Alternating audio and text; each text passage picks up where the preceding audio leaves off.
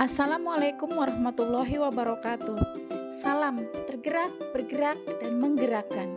Saya Duryati, CGP Angkatan 9 Kabupaten Brebes, akan menyampaikan filosofi pemikiran Ki Hajar Dewantara dalam rangka tugas demonstrasi konseptual modul 1.1. Pada tanggal 3 Juli 1922, Ki Hajar Dewantara mendirikan sebuah sekolah taman siswa di Yogyakarta. Semboyan sekolah tersebut yaitu Ingarso Sungtulodo, Ingmadyo Mangunkarso, dan Tuturi Handayani. Ingarso Sungtulodo yang artinya adalah di depan memberi contoh, Ingmadyo Mangunkarso yang artinya yaitu di tengah membangun semangat, dan Tuturi Handayani yang artinya sebagai pendidik di belakang harus memberikan dorongan kepada peserta didik kita. Menurut Ki Hajar Dewantara, pendidikan adalah tempat persemaian benih-benih kebudayaan yang hidup dalam masyarakat kebangsaan. Inti filsafat Ki Hajar Dewantara yaitu koneksi pendidikan dan kebudayaan, perubahan, dan keharusan memandang anak dengan rasa hormat. Koneksi pendidikan dan kebudayaan menurut Ki Hajar Dewantara. Ki Hajar Dewantara membuat dua hal yang tidak dapat terpisahkan antara pendidikan dan kebudayaan. Untuk mencapai peradaban bangsa yang kita cita-citakan, pendidikan adalah fondasinya. Pekerjaan yang kita lakukan di pendidikan adalah pekerjaan untuk menjemput kebudayaan yang kita cita-citakan atau untuk membentuk kebudayaan. Perubahan. Dalam analogi seperti tata surya, selalu tidak berhenti dari waktu ke waktu, dia tidak pernah statis. Kebudayaan tidak boleh statis, harus terus dan terus bergerak. Harus terus bergerak sesuai dengan kodrat alam dan kodrat zaman. Begitu pula halnya dengan pendidikan. Pendidikan pun harus sama, harus terus bergerak, tidak boleh statis, harus sesuai dengan tuntutan zamannya. Perumpamaan, dalam suatu planet, apabila planet itu berhenti, itu akan terjadi sebuah kekacauan. Perubahan itu harus terus terjadi. Seumpamanya, planet-planet itu tidak ada yang sama. Keberagaman dalam kebudayaan dan pendidikan itu juga sama. Tidak untuk menyamakan, tapi untuk menguatkan. Seperti halnya juga planet. Planet itu beredar dalam sumbunya masing-masing. Berputar, sumbu di mana planet itu berputar, itu merupakan nilai-nilai kemanusiaan. Di mana kebudayaan berada, esensinya nilai kemanusiaan. Pendidikan pun sama, anak tidak ada yang sama. Menurut Ki Hajar Dewantara, biarkanlah anak memiliki keunikan sendiri-sendiri, seperti planet yang mempunyai ciri sendiri-sendiri. Tidak bisa dipaksakan menjadi yang kita harapkan.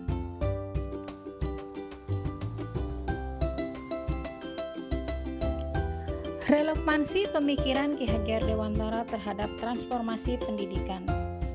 Ada 3 kerangka perubahan. Yang pertama, kodrat keadaan. Yang kedua, prinsip melakukan perubahan. Dan yang ketiga, apa yang berubah. Yang pertama, kodrat keadaan. Kodrat keadaan itu terdiri dari 2, yaitu kodrat alam dan kodrat zaman. Kodrat alam yaitu alam di mana masyarakat itu berada. Karakter dibentuk oleh alam itu. Yang kedua yaitu kodrat zaman. Walaupun alamnya sama, tetapi zaman tak pernah sama dari waktu ke waktu. Masing-masing zaman mempunyai tantangan sendiri-sendiri. Kerangka perubahan yang kedua yaitu prinsip melakukan perubahan. Dalam melakukan perubahan ada 3 asas yang terkenal dengan asas trikon. Kontinuitas yang artinya perubahan harus berakar dari nilai budaya dari sebuah masyarakat. Yang kedua, konvergensi, artinya perubahan harus menuju pada titik yang memperkuat nilai kemanusiaan. Yang ketiga, konsentris, artinya perubahan harus menghargai keunikan atau keragaman yang berbeda-beda. Menurut Ki Hajar Dewantara, pendidik itu ibarat petani, memiliki banyak bibit. Ada bibit padi, ada bibit jagung, atau bibit kedelai. Yang padi, tumbuhkanlah dia jadi padi. Jangan memaksakan padi tumbuh jadi jagung. Itu pun sebaliknya.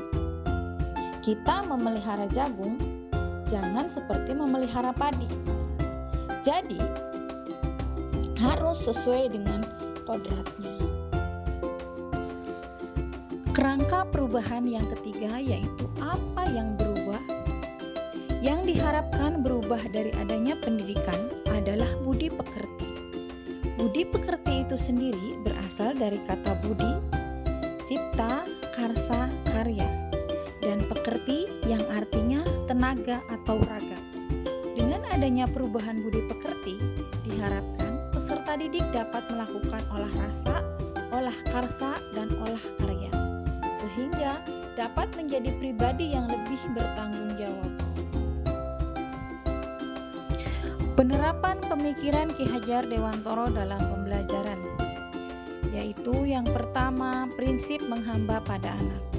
Keharusan memandang anak dengan rasa hormat dan berorientasi pada anak menjadi hal esensial bagi seorang pendidik.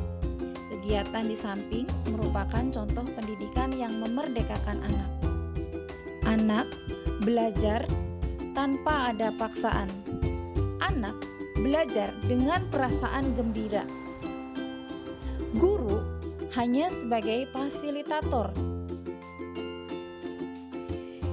Video berikut merupakan contoh demonstrasi pemikiran Ki Hajar Dewantara secara kontekstual dalam bidang pendidikan. Anak belajar sesuai dengan tuntutan zaman.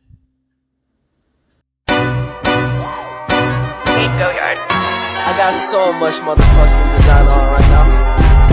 Break it down, bring it back, make it clap. I got three old thoughts, new walk, wear that thing. Bitches on my line, and you know. Lagi dengan saya Mahamila dan Alika dari kelas 5 SDN Sinangala 2. Di pembelajaran kali ini kita akan membahas materi SBDP tentang berbagai macam kerajinan batik Indonesia. Berikut adalah penjelasannya. Yang pertama adalah batik sogan. Batik sogan berasal dari daerah Keraton Jawa, yaitu Yogyakarta dan Solo. Kedua adalah batik gentongan. Batik gentongan berasal dari Madura. Yang ketiga adalah batik 7 rupa Pekalongan. Sesuai namanya, batik ini berasal dari Pekalongan. Adalah batik Lasem Kembang. Batik ini berasal dari Lasem Kabupaten Kembang. Yang terakhir adalah batik Cendrawasih Papua. Sesuai dengan namanya, batik ini berasal dari Papua. Sekian pembelajaran dari saya hari ini. Terima kasih telah menonton.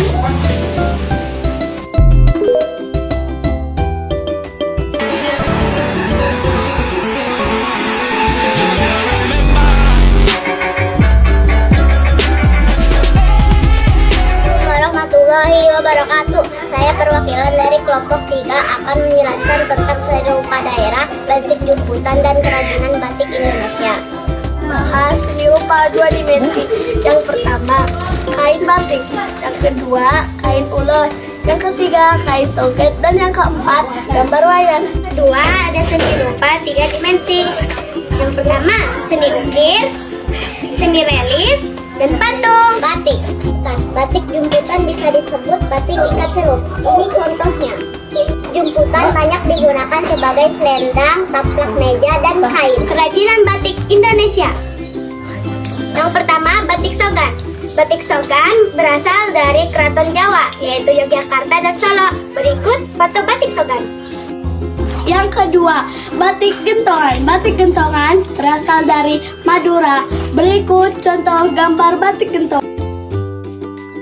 Nomor 3, batik 7 rupa Pekalongan dari Pekalongan. Berikut contoh gambarnya.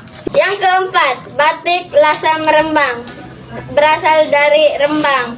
Berikut gambar contohnya. 5. Batik Cendrawasih Papua berasal dari Papua. Berikut contoh gambarnya.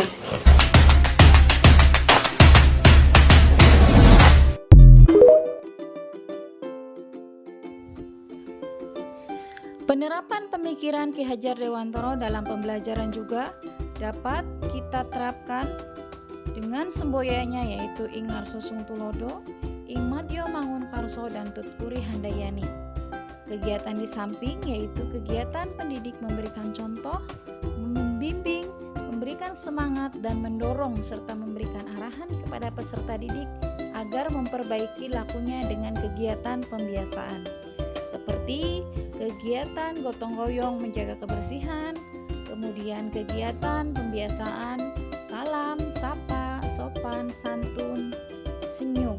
Kemudian di situ juga ada pembiasaan yaitu tentang kegiatan keagamaan yang dilakukan di sekolah kami. Berikutnya yaitu tantangan dan solusi penerapan pemikiran Ki Hajar Dewantoro di sekolah. Tantangan dalam melaksanakan pembelajaran sesuai dengan kodrat alam dan kodrat zaman. Guru dituntut harus terus belajar mengikuti perkembangan zaman. Guru harus menguasai iptek. Solusinya, guru harus menguasai keterampilan abad 21, terus melatih metode yang relevan dengan pembelajaran yang sesuai dengan perkembangan zaman.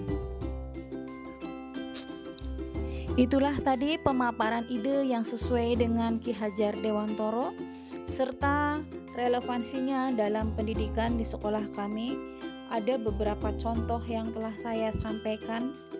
Kemudian ada beberapa tantangan dan solusi dalam penerapan pemikiran Ki Hajar Dewantoro.